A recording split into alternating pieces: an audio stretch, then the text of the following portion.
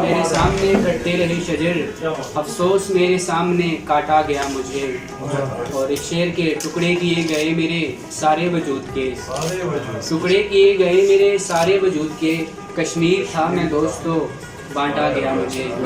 اور انشاءاللہ تعالیٰ وہ وقت دور نہیں جب ہمارا مادر وطن کشمیر بھی آزاد ہوگا اور اس کا پرچم یونائٹڈ نیشن میں دوسری اقوام کے ساتھ لہرائے گا۔ ریاست ہماری اس کا آغاز سلمان علیہ السلام کے زمانے سے کاش اور میر جنہوں نے یہ پانی نکالا تھا، کاش جو ہے وہ میری زبان کو مت روکو، ظلم رہے اور امن بھی ہو، کیا ممکن ہے تم ہی کہو۔ کہ آپ پاکستان سے آئے، اس پہ مجھے اتنا شوق ہوا کہ پاکستان اور کشمیر کوئی علیحدہ تو نہیں ہے۔ السلام علیکم ناظرین، 14 اگست 1947 کو پاکستان آزاد ہوا، اور اس کے بعد ہر سال یوم آزادی کی تقاریب جو ہے نا وہ ہر سال جوش و جذبے سے منائی جاتی ہیں۔ آج میر پر آزاد کشمیر میں بہت ساری تقریبات جو ہیں وہ منعقد ہوئیں یوم آزادی کے حوالے سے۔ آج ایک بڑی خوبصورت تقریب جو کہ پروفیسر صغیر آسی صاحب نے منعقد کی ہے مقامی ریسٹ ہاؤس میں۔ اس وقت ہمارے ساتھ موجود ہیں چیئرمین آزاد جموں کشمیر ادبی کونسل بلال ہاشمی صاحب، جو کہ اس تقریب کے مہمان خصوصی تھے۔ ان سے بات کرتے ہیں آج کے حوالے سے وہ کیا پیغام دیں گے۔ السلام علیکم سر۔ بسم اللہ الرحمن الرحیم۔ بہت شکریہ آپ کا کہ آج کے دن کی مناسبت سے آپ گوناگو مصروفیات کے باوجود یہاں تشریف لائے۔ میں آپ سمیت تمام میڈیا کے دوستوں کا شکر گزار ہوں، پروفیسر صغیر آسی صاحب کا، ظفر مغل صاحب، ڈاکٹر عابد جنجوعہ میرے ساتھ کھڑے، منان صاحب، جتنے لوگ ہیں سب کا میں شکر گزار ہوں۔ اور سچی بات یہ ہے کہ یہ ویسے رواج بن گیا ہے، کیا پیغام دیں گے؟ پیغام میں یہ دوں گا کہ دو چیزیں۔ نمبر ایک تو یہ دعا کریں کہ جیسے اللہ تعالیٰ نے پاکستان کی آزادی کے خواب کو شرمندہ تعبیر کیا، اللہ تعالیٰ ہمارے وہ دوست جو بارڈر سے پار ہمارے کشمیری بھائی ہیں، اللہ تعالیٰ ان کو آزادی نصیب فرمائے۔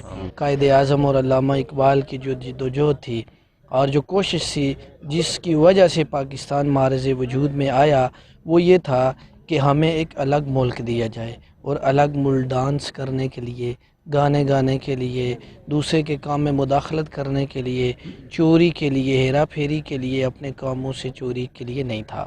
تو ابھی آپ میڈیا کو بھی سوچنا ہے، مجھے بھی سوچنا ہے، میری حکومت کو بھی سوچنا ہے کہ اب کس طرح سے ہم پاکستان جس مقصد کے لیے آزاد ہوا تھا وہ ہو رہا ہے یا نہیں ہو رہا۔ اگر ہو رہا ہے تو اللہ تعالیٰ کا شکر بجا لانا چاہیے، اگر نہیں ہو رہا تو دعا کرنی چاہیے کہ اللہ تعالیٰ ہمیں اپنے کارہائے منصبی سے اخلاص کے ساتھ انہیں پورا کرنے کی توفیق عطا فرمائے۔ جی ظفر مغل صاحب سینئر جرنلسٹ میرپور سے ہمارے ساتھ موجود ہیں، ان سے بات کرتے ہیں۔ السلام علیکم ڈاکٹر صاحب۔ کیا جی وعلیکم السلام۔